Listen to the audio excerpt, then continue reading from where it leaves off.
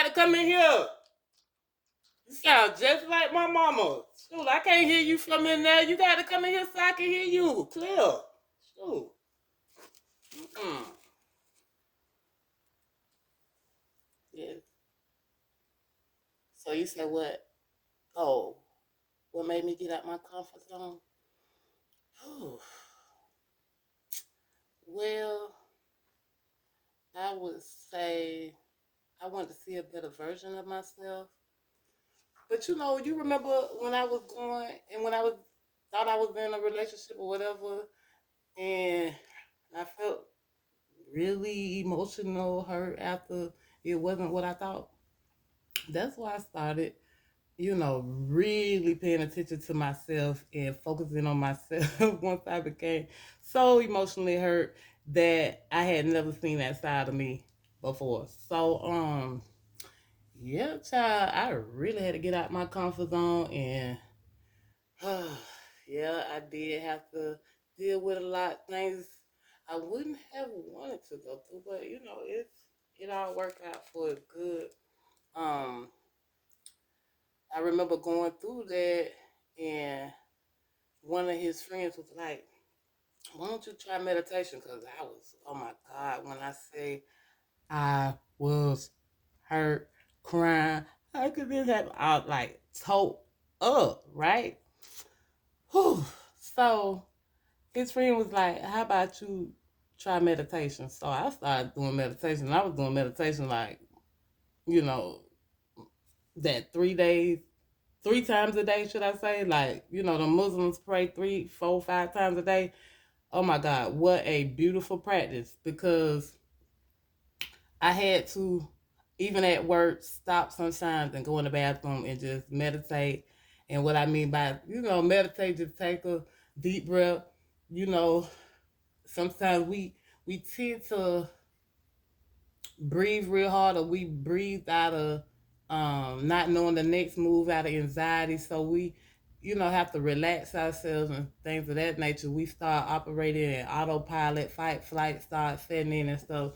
So it's good to take, deep breaths, just relax. Like your neighbor should come out as you breathe.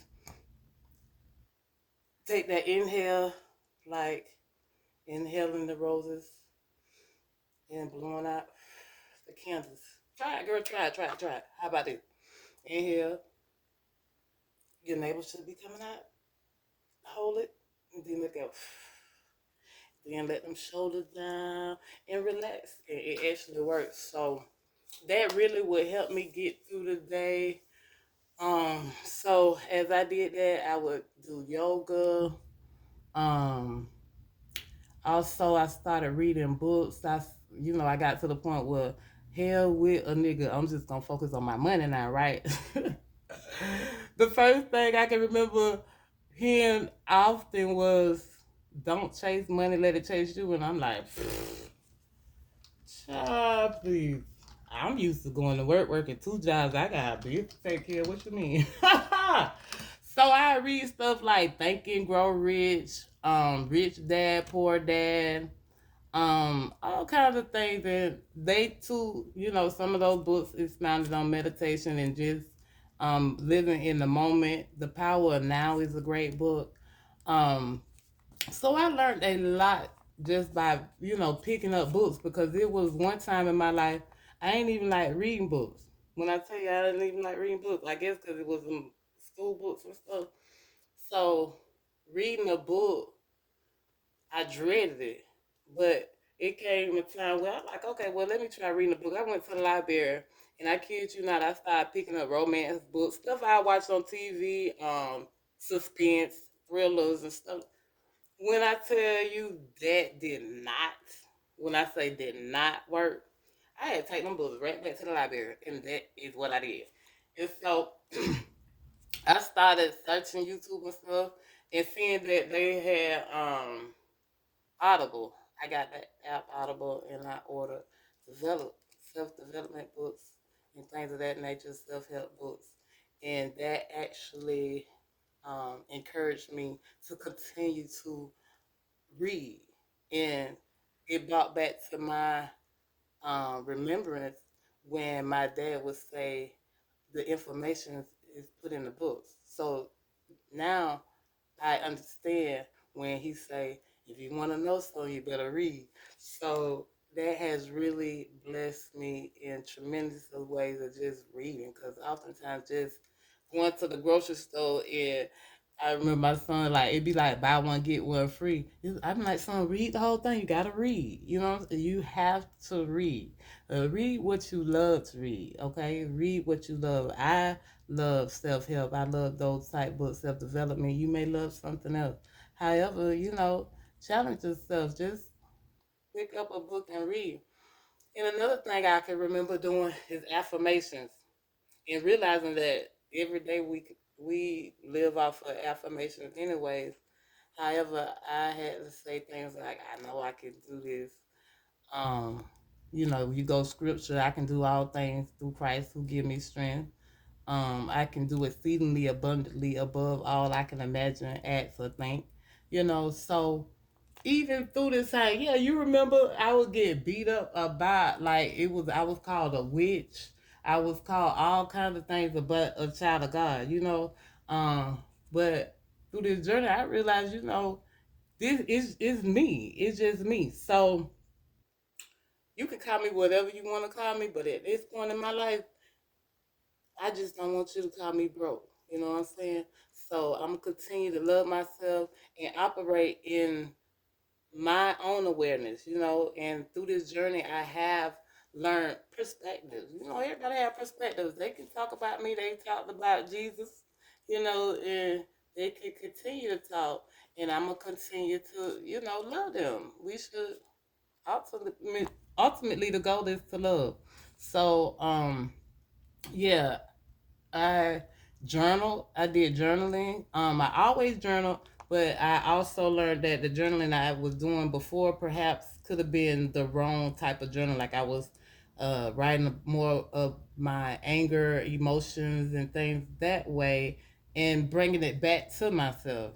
So I had to realize I had to create my future by bringing out those negatives and recreating and replacing it with positives. And I actually write it down, um, the emotion I would love to feel. And I learned to not only with the journaling, but just writing, drawing, just using the pen. I've also learned you can pick up a pen and a pencil and put it down and try to mimic each hand. And that too is very, very, very relaxing. And that's something I've learned throughout my journey. However, at the beginning, I explored nature. Yes, nature. Like nature. I go out, sit in the sun. That's oftentimes where I would do my meditation and yoga. Just listen to the birds. Marvel at the trees and the branches, the leaves, and paying attention to how they change and when the branches are gone.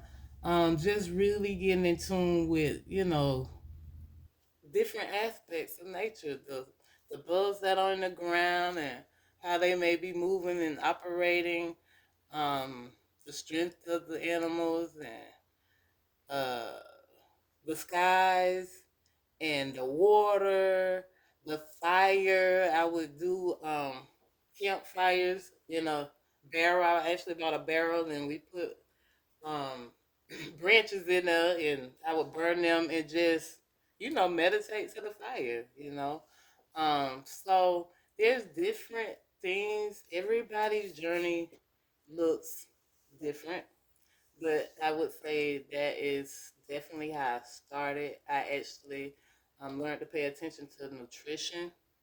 Nutrition is one of the key things. I would oftentimes go without breakfast because I'm like, it slows me down.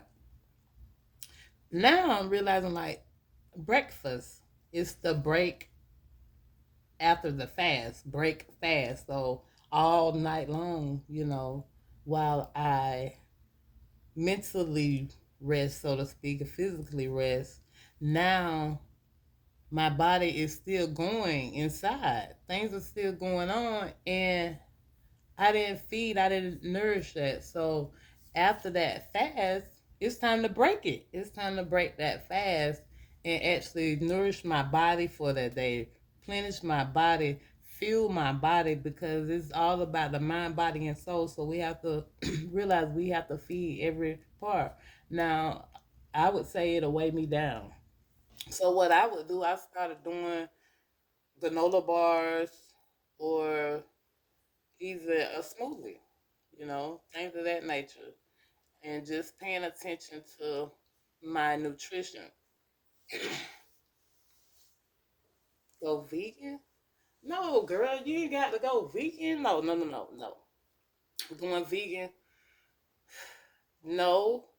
I would say what I've done, what I've experienced is taking away the meat, taking away the sweets and things of that nature, and paying attention to my body, really paying attention to my body, how I feel from the bottom of my feet, you know, all the way up to my legs, my waist, like paying attention to my body, my stomach, my arms and shoulders, how they feel. How do I feel inside? How does my brain, am I remembering things? Am I operating properly?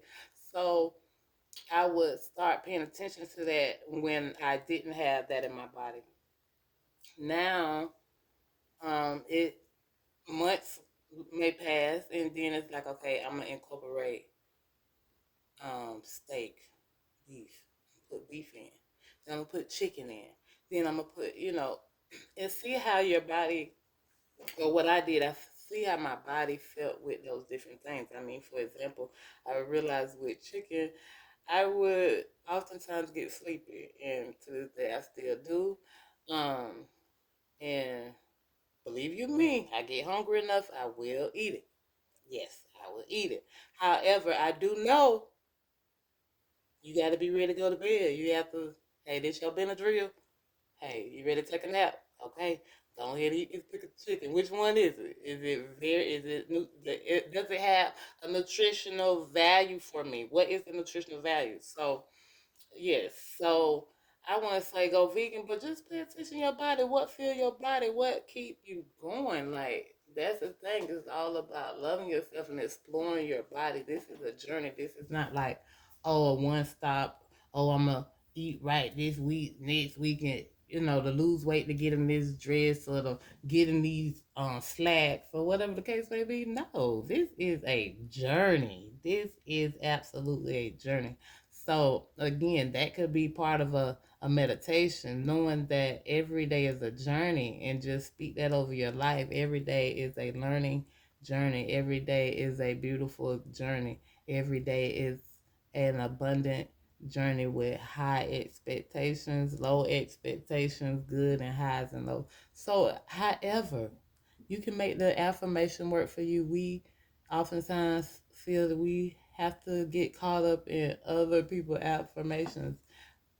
Get the affirmation that resonates with you, that you can grow from, that gives you the emotion of being happy. That's one thing I had to learn, that being happy is a choice. So you must choose to be happy. And so choosing the words that resonate with your emotions, that resonate with your spirit and your growth and what you're wanting to experience on the journey. So I'm hoping, yes, I'm hoping that was able to encourage you and inspire you in some type of way. My name is Kalana.